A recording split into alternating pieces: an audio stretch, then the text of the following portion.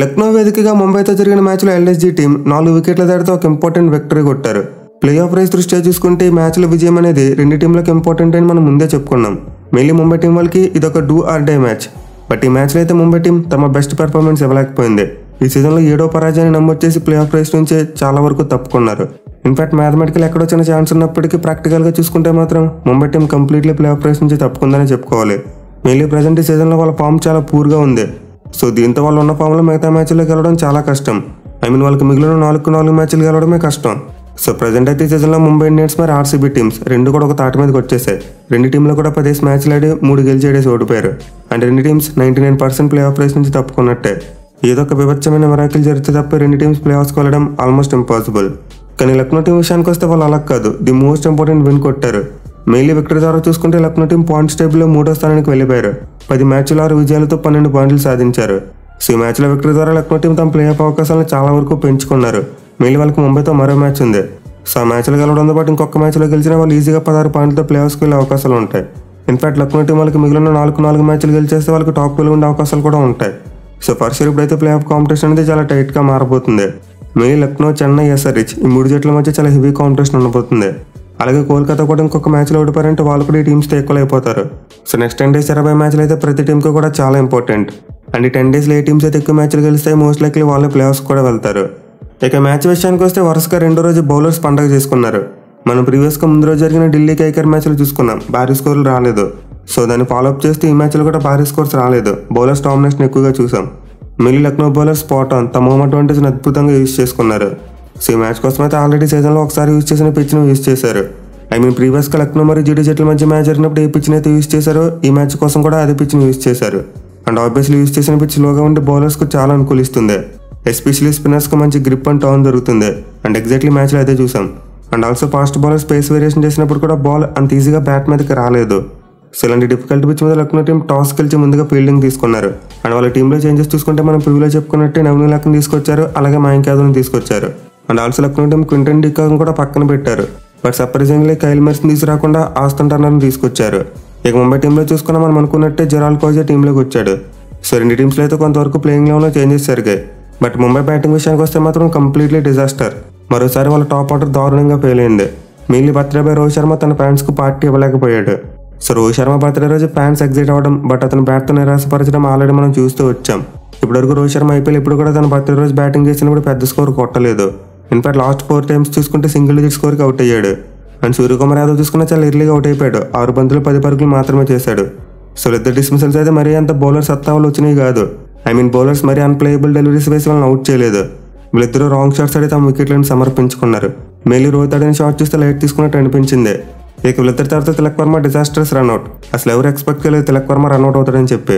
So ball తన ప్యాడ్స్కి తగిలిన తర్వాత ఎక్కడికి వెళ్ళిందో తనకు అర్థం కాలేదు. దీంతో కంగారులో క్రీజ్ బయటకు వచ్చాడు. బట్ అక్కడే బ్యాక్వర్డ్ పాయింట్లో ఫీల్డింగ్ చేస్తున్న రవి బిష్ణు అద్భుతంగా బాల్ను త్రో చేసి తిలక్ వర్మను రన్అట్ చేశాడు. అయితే రియల్ టైంలో చూసుకుంటే తిలక్ వర్మ అవుట్ అవుతాడని చెప్పి ఎవరు ఎక్స్పెక్ట్ చేయలేదు. ఇన్ఫాక్ట్ లక్నో టీం కూడా సెలబ్రేట్ చేసుకోలేదు. బట్ రీప్లేలో చూసుకుంటే మాత్రం తిలక్ వర్మ ఈజ్ గాన్. అలాగే నెక్స్ట్ బాల్కి captain Hardik Pandya golden duck out. అంటే అతనికి పడిన బాల్ అయితే ఖచ్చితంగా ఒక అన్ప్లేయబుల్ డెలివరీ అని చెప్పుకోవచ్చు. ఎందుకంటే బాల్ పడిన యాంగిల్తో లోపలికి రావాలి, బట్ అది లోపలికి రాకుండా స్లైట్గా బయటకు కట్ అయింది. సో ముంబై టీం అయితే కేవలం 5.2 ఓవర్స్లోనే 27 రన్స్కి 4 వికెట్స్ కోల్పోయారు. అండ్ ఓవరాల్గా పవర్ ప్లేలో చూసుకున్న 28 రన్స్ మాత్రమే కొట్టారు. సో ఈ సీజన్లో ఇదే second lowest power play score. అయితే తర్వాత చూసుకుంటే ఇషాన్ కిషన్ మరియు నెహల్ వదర్ మధ్య ఒక మంచి పార్ట్నర్షిప్ వచ్చింది. వీళ్ళిద్దరు కలిసి ముంబై ఇండియన్స్ను చక్కదిద్దారు. మెయిన్లీ వీళ్ళిద్దరు కలిసి 5వ వికెట్కు 53 పరుగుల పార్ట్నర్షిప్ నెలకొల్పి ముంబై ఇండియన్స్ను తిరిగి గాడిని పెట్టే ప్రయత్నం చేశారు. బట్ అగైన్ వీళ్ళ పార్ట్నర్షిప్ అంత డామినేటింగ్గా రాలేదు. చాలా వరకు స్ట్రగుల్ అవుతూ బ్యాటింగ్ చేశారు.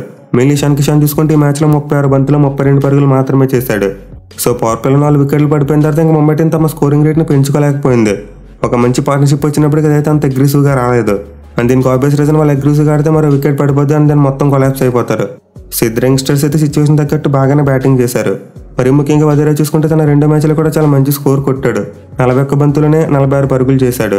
అలాగే చివరిలో టిమ్ డేవిడ్ చూసుకున్న చాలా మంచి క్యామ్ ఇన్నింగ్స్ ఆడాడు. 18 బంతులు 35 పరుగులు చేశాడు. మళ్ళీ చివరిలో అతను ఇచ్చిన యాక్సలరేషన్ వల్ల ముంబై టీమ్ స్కోర్ 130 అయినా దాటింది. లేకపోతే వాళ్ళు 130లోపు ఆగిపోయి ఉండేవారు. సో ఫస్ట్ లక్నో బౌలర్స్ అయితే చాలా డామినేటింగ్ పర్ఫార్మెన్స్ ఇచ్చారు. పిచ్ నుంచి లభిస్తున్న హెల్ప్ను ప్రాపర్గా యూజ్ చేసుకుని ముంబై బ్యాట్స్మెన్ అందరికీ కట్టుదిట్టంగా బౌలింగ్ చేశారు. ఎస్పెషల్లీ స్టార్టింగ్లో చూసుకుంటే స్టాయినస్, మోషన్ ఖాన్ మరియు నవీన్ లక్ వీళ్ళ ముగ్గురు కూడా చాలా మంచి బౌలింగ్ చేశారు. ఇన్ఫాక్ట్ పవర్ ప్లేలో వీళ్ళు బౌలింగ్ చేసినప్పుడు బాల్ చాలా ఎక్కువగా స్వింగ్ అయింది. అలాగే ఆఫ్ ద వికెట్ చూసుకున్న బాల్ పిచ్చిన తర్వాత స్లైట్గా మూవ్ అయ్యేది. సో పవర్ ప్లేలో అయితే లక్నో బౌలర్స్ చాలా కట్టుదిట్టంగా బౌలింగ్ చేశారు. అండ్ దీనివల్ల స్టాయినిస్, మోషన్ ఖాన్ మరి నవనీలక్ ముగ్గురికి కూడా తల వికెట్ వచ్చింది. ఇక తర్వాత మిడిల్ ఓవర్స్లో చూసుకున్న చాలా కట్టుదిట్టంగానే బౌలింగ్ చేశారు. అఫ్కోర్స్ వికెట్స్ అయితే ఎక్కువ తీయలేకపోయారు, బట్ ఈజీ రన్స్ మాత్రం ఎక్కడా ఇవ్వలేదు. మళ్ళీ మయాంక్ యాదవ్ మరోసారి 5 రూపీస్తో బౌలింగ్ చేశాడు. బట్ అన్లక్ ఏంటంటే అతనికి ఫీల్డర్స్ దగ్గర నుంచి అంత మంచి సపోర్ట్ రాలేదు. మళ్ళీ ఆస్టన్ టర్నర్ ఒక క్యాచ్ వదిలేశాడు. సో ఆ క్యాచ్ కనుక పట్టుంటే ముంబై టీం ఇంకా తక్కువ స్కోర్ చేసి ఉండేది. మళ్ళీ మయాంక్ యాదవ్ కాన్ఫిడెన్స్ బాగా పెరిగేది. సో ఈ మ్యాచ్లో అయితే అతను ఒక వికెట్ తీసినప్పటికీ కాస్త రన్స్కి వెళ్ళాడు. ఇన్ఫాక్ట్ 3.1 ఓవర్స్లో మాత్రమే బౌలింగ్ చేశాడు. నబీ వికెట్ తీసిన తర్వాత ఇంజరీ ప్రాబ్లంతో మళ్ళీ గ్రౌండ్ నుండి బయటకు వెళ్ళిపోయాడు. సో లక్నో పేసర్స్ అందరూ అయితే చాలా మంచి బౌలింగ్ డిస్ప్లే చూపించారు. ఇక స్పిన్నర్స్ చూసుకున్న రవి బిష్ణోయ్ 4 ఓవర్స్లో 28 రన్స్ మాత్రం ఇచ్చి 1 వికెట్ తీసుకున్నాడు. మిగిలిన the most crucial break through అందించాడు. ఇషాన్ కిషన్ మరి వదిలేరు మధ్య స్ట్రాంగ్గా వెళ్తున్న పార్ట్నర్షిప్ను బ్రేక్ చేసి లక్నో టీంకు మళ్ళీ మొమెంటం అందించాడు. అంటే దీపక్ కూడా చూసుకున్న 2 ఓవర్స్లోనే బౌలింగ్ చేసినప్పటికీ 13 రన్స్ మాత్రం ఇచ్చాడు.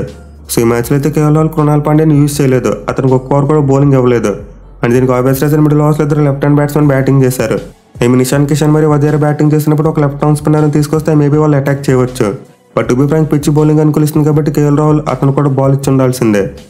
ఓవరాల్గా చూసుకుంటే లక్నో బౌలర్స్ అయితే చాలా మంచి ఎఫర్ట్ పెట్టి ముంబై టీంను 144 పరుగులకి కట్టడి చేశారు.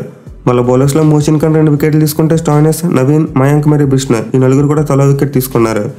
ఇక లక్నో చేసింగ్ విషయానికి వస్తేనే స్టార్టింగ్లోనే షాక్. వాళ్ళు కొత్తగా టీంలోకి తీసుకొచ్చిన అండర్-19 కూడా దర్శన్ కుల్కర్ని ఫస్ట్ బాల్కి డక్అట్ అయిపోయాడు. మీరు ఇనిషియల్ ఓవర్స్లో చూసుకుంటే ముంబై బౌలర్స్ చాలా కట్టుదిట్టంగా బౌలింగ్ చేశారు. సో స్టార్టింగ్లో లక్నో టీంకి ఎక్కువ రన్స్ రాలేదు. బట్ ఎప్పుడైతే కేఎల్ రాహుల్ మరి మార్కస్ స్టోయినిస్ ఇనిషియల్ థ్రెట్ను దాటారో ఆ తర్వాత చెలరేగి బ్యాటింగ్ చేశారు. మెయిన్లీ కాజ్ని టార్గెట్ చేసి అతను బౌలింగ్లో ఎక్కువ రన్స్ కొట్టారు. అలాగే తర్వాత నోవంతో షరా బౌలింగ్లో కూడా చాలా రన్స్ కొట్టారు. సో ఇనిషియల్గా ఫస్ట్ ఓవర్స్ తప్పితే తర్వాత పవర్ ప్లేలో లక్నో టీంకి చాలా రన్స్ వచ్చాయి. వాళ్ళు 1 వికెట్ మాత్రమే కోల్పోయి 52 పరుగులు చేశారు. మెయిన్లీ మనం ప్రివ్యూ వీడియోలో చెప్పుకున్నాం స్టాయినిస్కి ముంబై టీం అయితే చాలా మంచి రికార్డు ఉందని. అండ్ ఎగ్జాక్ట్లీ అది మరోసారి ప్రూవ్ అయింది. ఈ మ్యాచ్లో 45 బంతుల్లోనే 62 పరుగులు చేశాడు. ఇన్ఫాక్ట్ ఈ డిఫికల్టీ విచ్ మీద అతను హాఫ్ సెంచరీ కారణంగానే లక్నో టీం గెలిచింది, లేకపోతే వాళ్ళు కూడా చేజ్లో చాలా స్ట్రగుల్ అయ్యారు. ఈవెన్ కేఎల్ రాహుల్ చూసుకున్న 22 బంతులు 29 పరుగులు మాత్రమే చేశాడు. సో ఫస్ట్ పిచ్ అయితే బ్యాటింగ్ అంత ఈజీగా లేదు. ఈవెన్ సెకండ్ హాఫ్లో ఇంకా కాస్త స్లోగా కనిపించింది. బట్ లక్నో టీంకి వాళ్ళ టార్గెట్ ఎంతో తెలుసు కాబట్టి దానికి అకార్డింగ్గా ఆడారు. మళ్ళీ రాహుల్ అవుట్ అయిపోయిన తర్వాత దీపక్ కూడా మరి మార్కస్ స్టోయినిస్ ఇద్దరు సెన్సిబుల్ బ్యాటింగ్ చేశారు. మిడిల్ ఓవర్స్లో మరి ఎక్కువ వికెట్స్ పడిపోకుండా చూసుకుని ముంబై టీంని కంబ్యాక్ చేయనివ్వలేదు. సో దీపక్ కూడా అయితే 18 బంతుల్లో 18 పరుగులు చేశాడు. పడిన ఇద్దరు పార్ట్నర్షిప్ని హార్దిక్ పాండ్యా బ్రేక్ చేశాడు. 14 ఓవర్ ఫస్ట్ బంతికి దీపక్ కూడా అవుట్ చేశాడు. అలాగే నెక్స్ట్ ఓవర్లో చూసుకుంటే స్టోయినిస్ కూడా అవుట్ అయిపోయాడు. సో ఈ పాయింట్ ఆఫ్ టైంలో మ్యాచ్ కాస్త ఇంట్రెస్టింగ్గా మారింది. మెయిన్లీ బౌమర్ వచ్చి చివరిలో చాలా పొదుపుగా బౌలింగ్ చేశాడు. అయితే ఇంకొక ఓవర్లో 1 పరుగు మాత్రం ఇచ్చాడు. సో ఫస్ట్ స్టోయినిస్ మరి కూడా బ్యాటింగ్ చేస్తున్నంతసేపు మ్యాచ్ లాస్ట్ ఓవర్ వరకు వెళ్దనుకున్నాం. బట్ ఎప్పుడైతే వాళ్ళిద్దరు అవుట్ అయ్యారో ఆ తర్వాత వచ్చిన బ్యాట్స్మెన్ చాలా స్ట్రగుల్ అయ్యారు. నికోలస్ పురాన్ 14 బంతులు 14 పరుగులు చేశాడు. అండ్ టర్నర్ చూసుకుంటే 9 బంతులు 5 పరుగులు చేశాడు. సో వీళ్ళిద్దరు స్ట్రగుల్ అవ్వడం వల్ల మ్యాచ్ చివరిలో కాస్త ఇంట్రెస్టింగ్గా మారింది. మెయిన్ ఆయుష్ పదిన అన్లక్కీగా రన్అట్ అయిపోయిన తర్వాత ఈ మ్యాచ్ చాలా క్లోజ్గా వెళ్తుంది అనిపించింది. ఎందుకంటే ప్రీవియస్కి పిచ్ మీద బ్యాటింగ్ చేసినప్పుడు బద్దోని ఒక హాఫ్ సెంచరీ కొట్టాడు. బట్ అతనితో చాలా అన్లక్కీగా రన్అట్ అయ్యాడు. డైవ్ చేసినప్పటికీ బ్యాట్ గాల్లోనే ఉండిపోయింది, గ్రౌండ్ని తాకలేదు. చివరిలో నికోలస్ పురాన్కి లక్కీగా బ్యాట్ ఎడ్జ్ తగిలి బౌండరీ వచ్చింది. దీంతో ఈక్వేషన్ కాస్త ఈజీగా మరి లక్నో టీం ఈ మ్యాచ్లో 4 వికెట్ల తేడాతో గెలుచుకున్నారు.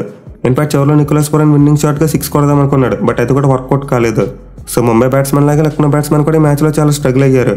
కానీ వాళ్ళకి టార్గెట్ ఎంతో తెలుసు కాబట్టి దానికి తగ్గట్టాడి మ్యాచ్ని గెలిచారు.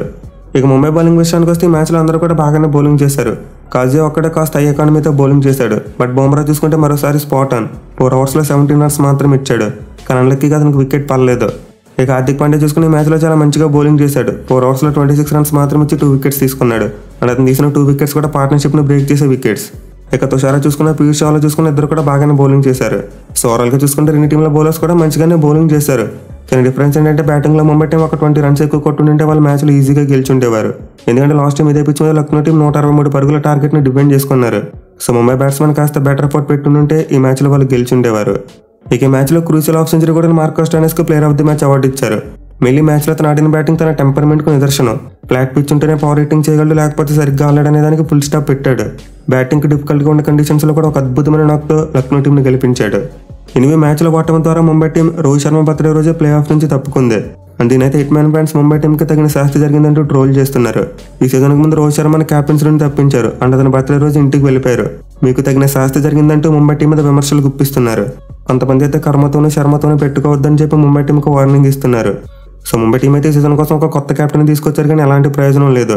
ఇన్ఫాక్ట్గా సీజన్లో ప్లే ఆఫ్కి వెళ్ళడంతో పాటు క్వాలిఫైర్ 2 కూడా ఆడారు. బట్ సీజన్లో చూసుకుంటే పాయింట్స్ టేబుల్ లాస్ట్ ప్లేస్ కోసం పోరాడుతున్నారు. చూడాలి మరి ముంబై టీం సంక్షోభం నుండి ఎలా బయటపడుతుంది అనేది.